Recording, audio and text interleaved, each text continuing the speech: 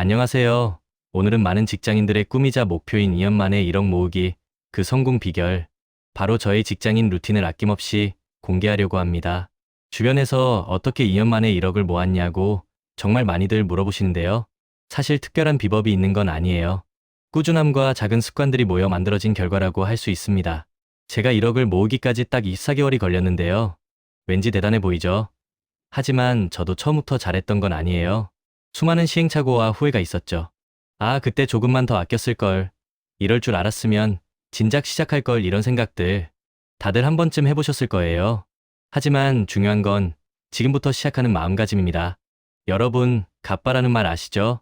투자에서 강한 심장, 단단한 멘탈을 의미하는데요. 이 재정적인 갑바를 키우는 데는 무엇보다 꾸준함이 중요합니다.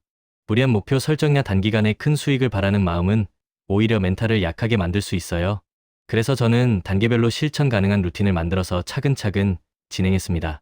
그럼 지금부터 제가 2년 만에 1억을 모을 수 있었던 핵심 루틴들을 하나씩 파헤쳐 볼까요? 첫 번째 루틴은 바로 강제 저축 시스템 구축입니다. 월급이 통장에 들어오자마자 마치 세금처럼 일정 금액을 무조건 빼서 적금이나 청년희망 적금, CMA 계좌로 자동 이체되도록 설정했어요. 여기서 중요한 건 남은 돈으로 저축하는 게 아니라 저축할 돈은 미리 빼두고 남은 돈으로 생활하는 습관을 들이는 거예요. 처음에는 조금 빠듯하게 느껴질 수도 있지만 익숙해지면 오히려 마음이 편해지고 뿌듯함까지 느낄 수 있답니다. 월급의 80% 이상을 저축하는 것을 목표로 했는데요.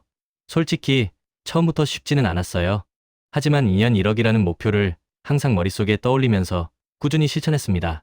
그리고 여러분께도 추천하고 싶은 방법은 바로 청년도약 계좌나 ISA 계좌 같은 정부 정책을 적극적으로 활용하는 거예요. 절세 혜택도 받을 수 있고 비과세나 세금 우대 혜택 덕분에 더 빠르게 시드머니를 불릴 수 있습니다. 이 외에도 다양한 세금 우대형 예금 상품들도 놓치지 마세요. 두 번째 루틴은 지출 통제입니다. 이건 너무나 당연한 이야기 같지만 실제로 꾸준히 실천하는 사람이 드물죠. 저도 처음엔 커피값, 배달비, 구독 서비스, 그리고 생각보다 많이 나가는 차량 유지비까지 나 돈 별로 안 썼는데 왜 벌써 월급이 바닥이지? 했던 적이 한두 번이 아니었어요. 그래서 저는 불필요한 지출을 꼼꼼히 체크하고 줄이는 데 집중했습니다. 예를 들어 알뜰폰으로 통신비를 절약하고 점심은 도시락을 싸거나 저렴한 식당을 이용했어요. K패스 같은 대중교통 할인카드도 적극적으로 활용해서 교통비 부담을 줄였죠. 이렇게 작은 지출들이 모여 큰돈이 된다는 사실 절대 잊지 마세요.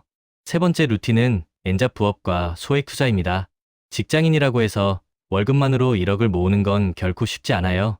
그래서 저는 퇴근 후나 주말 시간을 활용해서 부수입을 만들고 이 돈을 다시 투자하는 선순환 구조를 만들었습니다.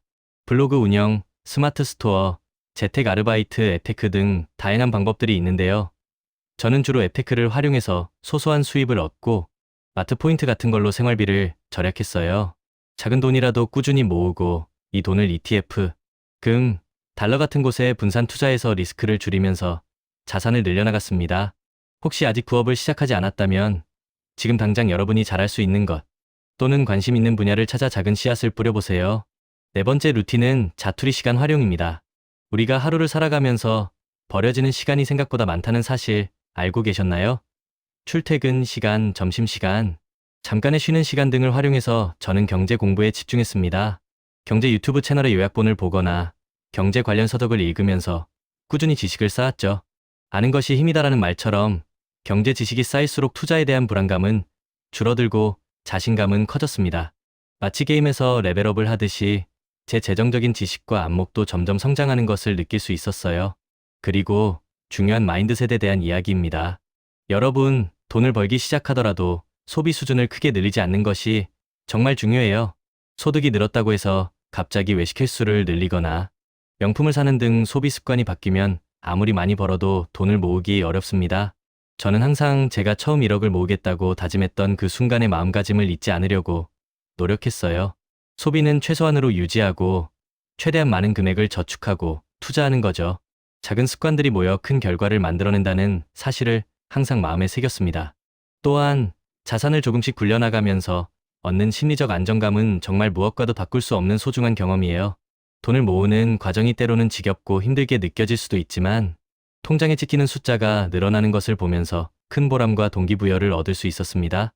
미래에 대한 대비를 하고 있다는 생각에 마음도 한결 편안해졌죠. 마지막으로 여러분께 드리고 싶은 말은 이직을 통한 수입 증대입니다.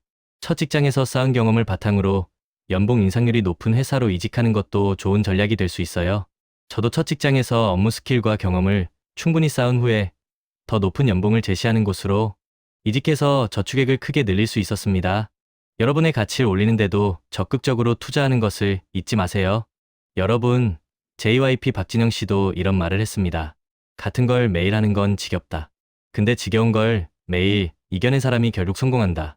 공부든 운동이든 독서든 투자는 물론 우리 삶의 많은 부분들이 사실 지겹고 반복적일 수 있어요. 하지만 그 지겨운 반복을 10년, 20년씩 꾸준히 한 사람만이 결국 정상에 오르는 겁니다. 투자도 마찬가지예요. 장기적으로 우상향하는 자산을 꾸준히 모아가고 여러분만의 루틴을 지키면서 지겨운 반복을 견뎌내는 것. 그리고 리스크를 시간에 녹여서 수익으로 바꾸는 것. 이게 바로 진정한 성공의 루트입니다. 성실한 농부가 씨앗을 계속 뿌리는 것처럼 우리도 꾸준히 우리의 미래를 위한 씨앗을 뿌려야 합니다. 길가에 뿌려지든 새가 먹든 돌에 떨어지든 상관없이 계속 뿌리는 거죠. 왜냐하면 우리는 알고 있거든요. 비옥한 땅에 떨어진 몇몇 씨앗들이 결국 수백 배의 결실을 맺을 거라는 거요. 여러분은 지금 어떤 씨앗을 뿌리고 계신가요? 오늘 제가 말씀드린 이 모든 루틴들을 실행에 옮기기 위한 첫걸음은 바로 끝까지 살아남는 것입니다. 아무리 좋은 전략도 중간에 포기하면 아무 소용이 없어요. 그러니 우리 함께 이 긴 여정의 동료가 되어서 꾸준히 투자하고 루틴을 이어갑시다. 2년 1억을 넘어 20대에 2억 그 이상을 모으는 그날까지 여러분의 성공적인 재테크 여정을 진심으로 응원합니다. 오늘 영상이 유익했다면 구독과 좋아요, 알림 설정 잊지 마시고요. 다음 영상에서 더 좋은 정보로 찾아뵙겠습니다. 감사합니다.